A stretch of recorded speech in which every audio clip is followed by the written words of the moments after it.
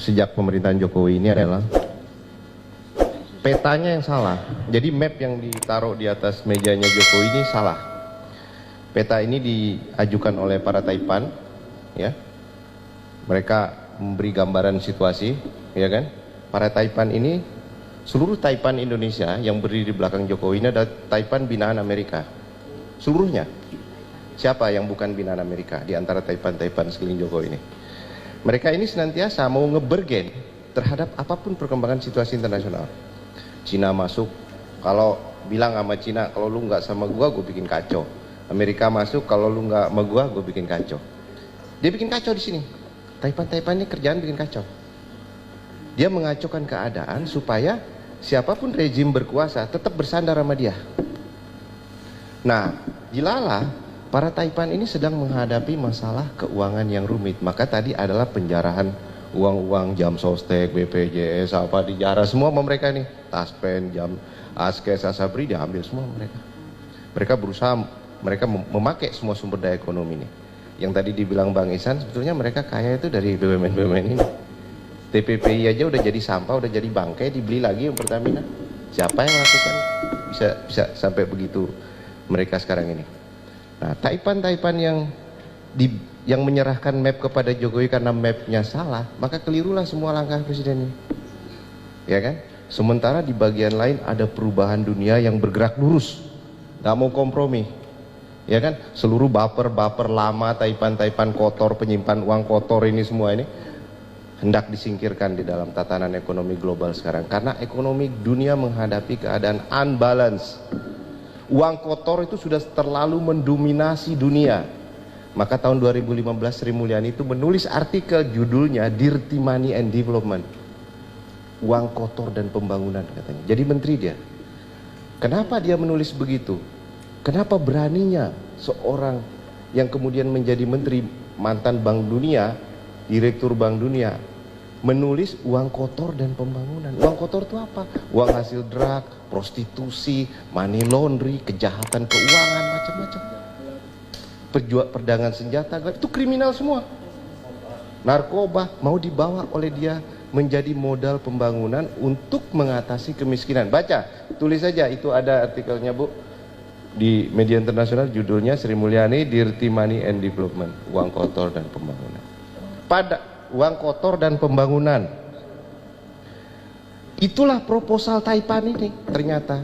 Maka begitu jadi ke sini dia menggelar teks amnesti, hendak mengampuni seluruh kejahatan keuangan dan uang-uang kotor untuk dicuci di dalam sistem Indonesia. Teks amnesti itu adalah satu kegiatan pencucian uang oleh negara.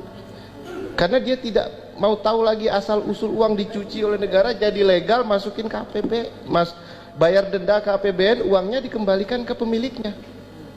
Itulah proposal dia dan diterima, ya kan?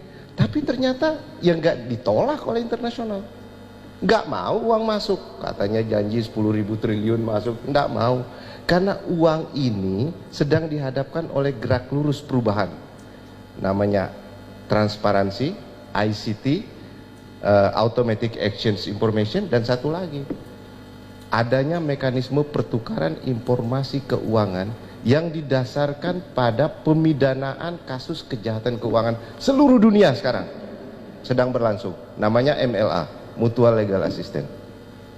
Akhirnya tanda tangani juga terpaksa oleh Jokowi 2018, awal 2019 mulai akan dijalankan, tapi tidak dijalankan, justru mereka menjalankan teks amnesti karena map dari para Taipan ini teks amnesti, nanti uangnya masuk Pak.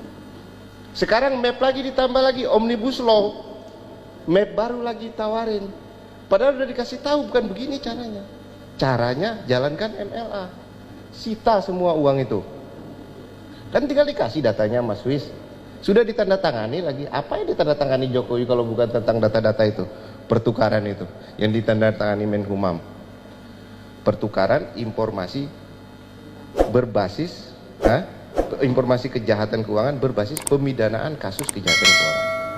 Jadi pidana dulu, makanya KPK bilang Samsul Nur Salim akan kita adili dengan MLA. seluruh kejahatan korupsi BLBI yang segala macam, yang diperkirakan uangnya disimpan di internasional itu ada 4.000 di Singapura dan ada 9.000 di Swiss, 9.000 triliun. Jalannya sudah ada untuk perubahan, tapi Jokowi memakai peta para Taipan, mengampuni kejahatan keuangan mereka, memberi konsensus sumber daya alam lebih jauh lagi kepada mereka. Kalau mau ditanya jalan keluarnya, gampang Jokowi bikin jalan keluar. Petanya Taipan ini buang, map yang disodorkan mereka buang. Enggak, kalian enggak jalan. Teks amnesti enggak jalan, paket kebijakan enggak jalan. Itu peta Taipan semua, itu mapnya Taipan semua. Lalu omnibus law pasti berantakan lagi, menambah tadi yang dibilang Bang Ihsan, menambah ketidakpastian regulasi, menambah ketidakpatuhan kepada regulasi. Dari bayangin aja 70 undang-undang mau disatuin. Kita aja gugat ke MK sama Pak Din cuma satu kata kita gugat, kata dapat, kata ini gitu, kita minta dihapus. Dia enak aja 70 mau disatukan. Orang gila kali. Iya, itu namanya. Mending kembali ke Undang-Undang Dasar 45, kembali ke GBHN, ya kan? Wah, itu baru benar Jokowi. Sekarang dia keluarkan dekret, kembali dia ke Undang-Undang Dasar 45, lalu kembalikan fungsi MPR, MPR menetapkan GBHN, dia nggak perlu omnibus law, selesai semua. Kenapa dia repot-repot ngikutin jalan Taipan yang sudah 3 kali salah? Paket kebijakan 14 salah semua, nggak ada hasil sama sekali, ya kan? Tambah lagi teks amnesti 0 tambah 0, nggak ada hasil sama sekali. Sekarang dia mau bikin kacau lagi pakai omnibus law, bikin gejolak sosial, bikin kerusuhan seperti di Hong Kong, bikin lagi seperti di India, bikin lagi seperti di Amerika Latin. Sebab kalau ada kerusuhan, Pak, uang enak dia masukin.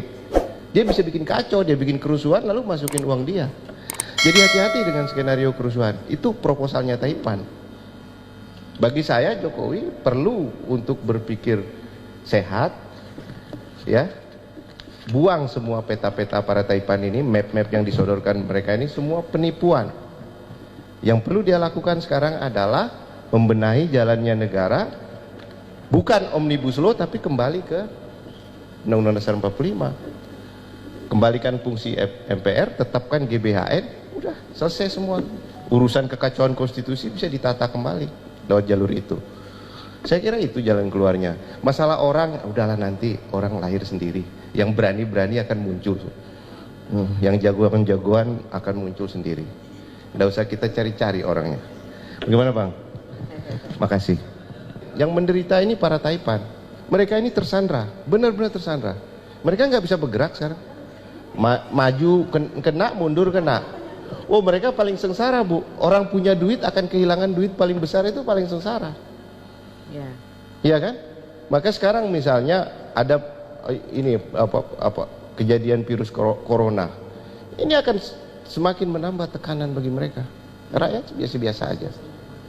Iya kan? Yang paling menderita sekarang di era-era pembersihan seluruh kejahatan keuangan secara internasionalnya adalah mereka, karena mereka akan kehilangan posisinya sebagai baper politik, habis, dipermalukan, bisa dipenjara, bisa dipidana, bisa diadili, bisa masuk bui. Kalau mereka semua ini masuk bui, selamat bangsa kita bisa kembalikan semua kekayaan yang digarong dari sejak pemerintahan Orde Baru sampai dengan saat ini, pakai mutual legal assistance, pertukaran informasi keuangan berbasis pemidanaan kasus kejahatan keuangan yang dilakukan selama berpuluh-puluh tahun di Indonesia. Selesai masalah. Jadi nggak usah khawatir dengan proposal ini. Jadi kita nggak perlu tidak setuju dengan proposal ini. Ini proposal yang benar. Masalah Jokowi akan selamat atau enggak, urusan dia lah. Kalau dia bagus, kembali mengabdi, kembali berpijak kepada Pancasila, kembali kepada spirit pembukaan Undang-Undang 45, insya Allah Jokowi selamat. Tapi kalau dia menyimpang terus, pakai petanya Taipan terus, ya nggak selamat. Dipermalukan nanti sama keadaan ini.